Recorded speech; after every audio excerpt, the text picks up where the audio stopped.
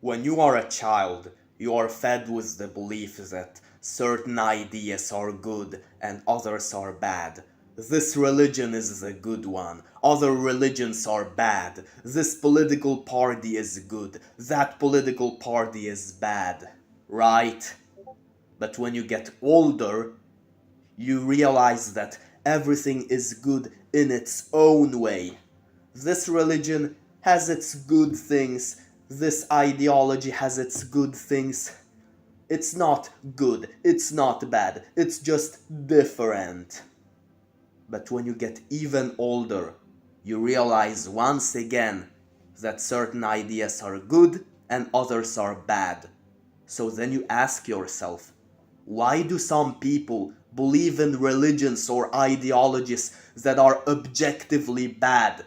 What is the logic behind thinking something bad is good? Well, there is no logic. The reason why some people believe in ideas that are objectively bad is not logical, but rather emotional.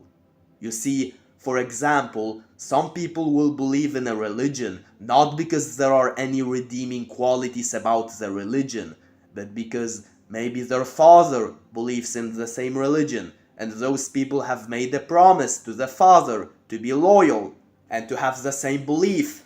Or maybe they have friends who share the same belief, and those people have this belief because they feel like they belong somewhere.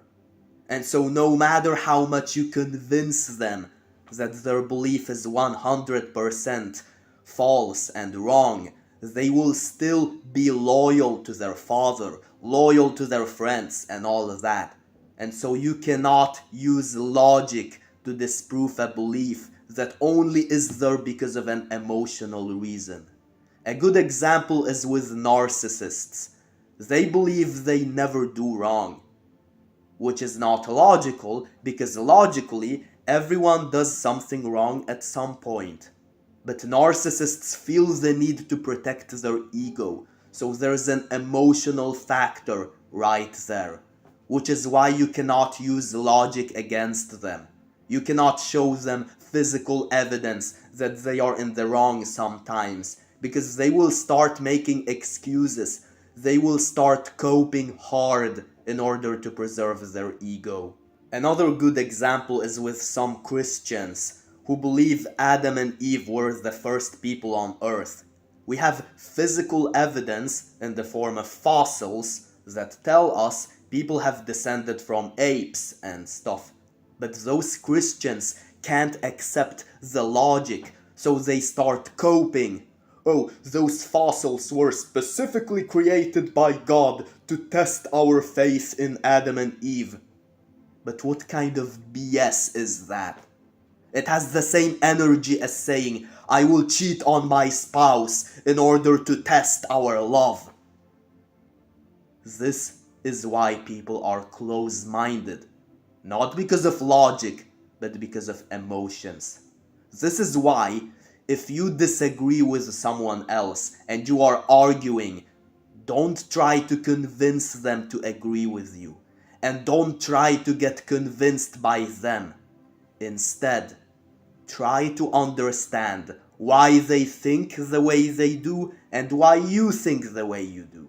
Because if your or someone else's opinions are not backed by logic but only by emotion, then you can understand where those opinions are coming from, but it's also time to change your opinions into opinions that are actually backed by logic. And I think this is the key to healthy relationships. If you don't want to end up arguing all the time, try to always understand if everyone's beliefs and opinions are backed by logic or by emotion.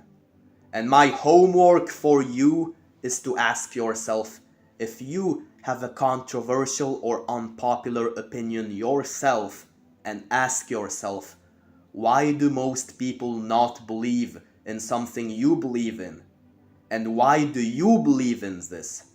Is your opinion backed by logic? Because if it's only backed by emotion, then you gotta ditch that opinion. Good luck.